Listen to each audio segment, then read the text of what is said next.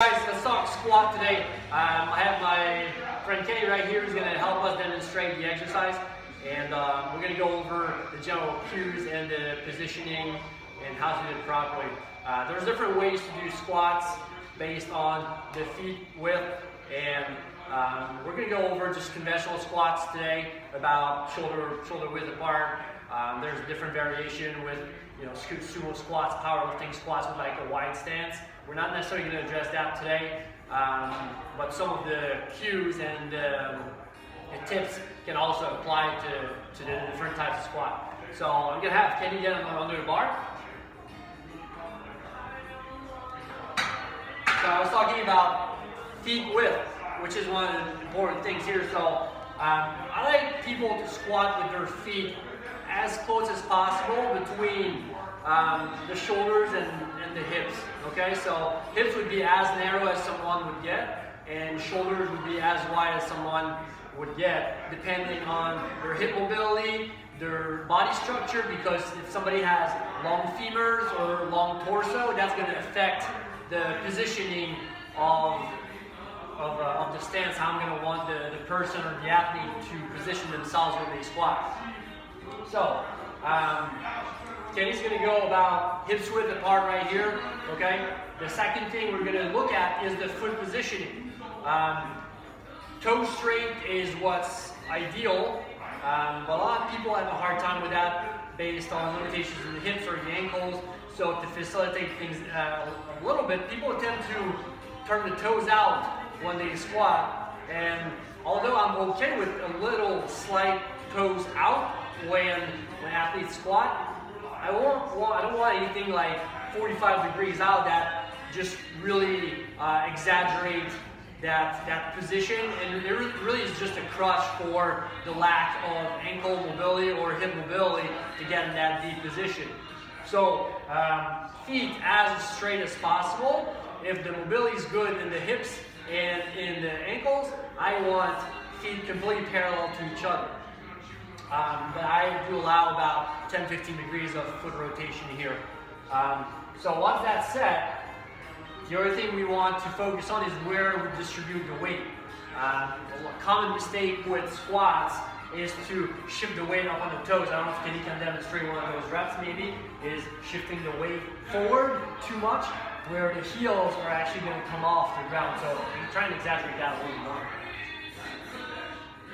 Yeah, like that. So you see the heels coming off the ground like this. It just means that you're shifting the weight too much, not sitting back enough.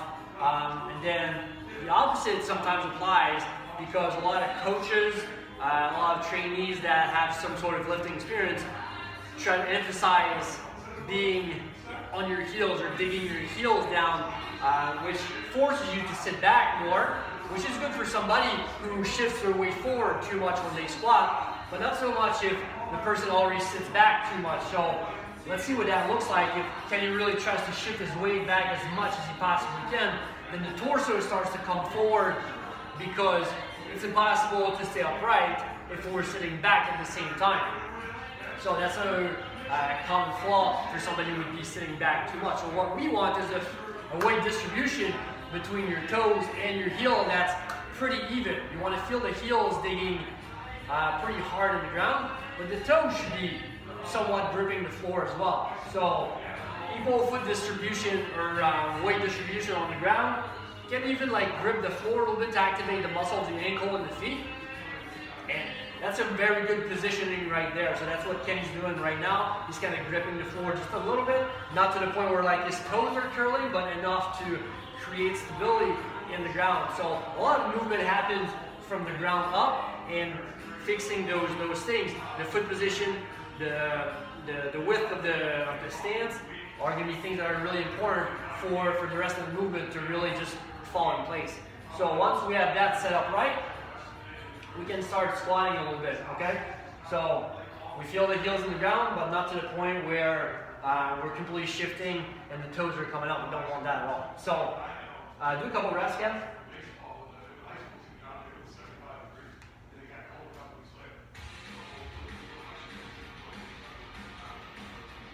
So Kenny's trained with me for quite a while now, so his squat is pretty good.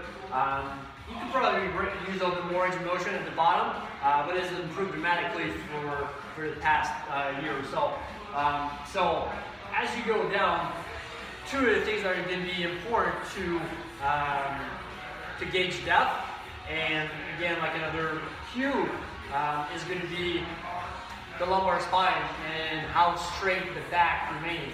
So we want to go as low as possible without starting to either round forward or having that butt tucked at the bottom. So try to exaggerate that at the bottom and let people see how that looks like. So you see at the bottom, if we go too much, you start to see the lower back starting to round here, which indicates that we're going a little bit too far at the bottom.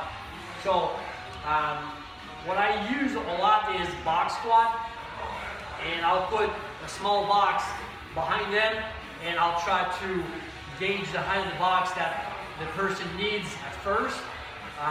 So let me go grab one real quick. So this would be a box that we would use. So go ahead, yeah.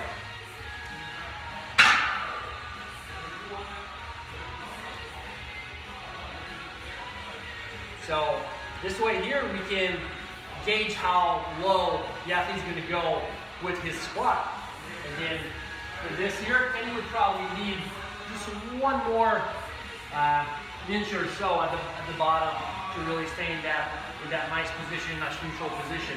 So right here would be his sweet spot, his good range of motion, which hopefully over time is going to increase.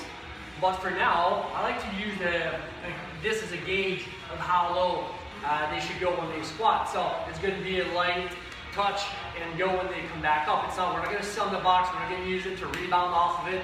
We're not going to use it as momentum. We're only going to use it to gauge that depth. And over time, we're going to lower the box, and we're going to notice improvement in that regard. So that's another thing that's really important. Another big cue here is going to be the knees. From this angle here, it might be a little bit challenging to see, so can you want to do a couple more reps here?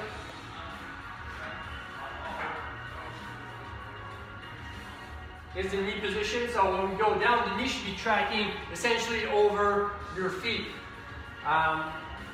Very common flaw is to bring the knees in when they squat. So you want to do a rep like that a little bit. So knees are coming in. We're not pushing the knees out hard enough. And then if you want to exaggerate that the other way, which is also common if people are forcing that adjustment too much, really do that one. If people are forcing adjustment too much and really like opening the knees, the feet are starting to come off the ground towards the inside here, and now we're not in a stable position here, we're in a strong position.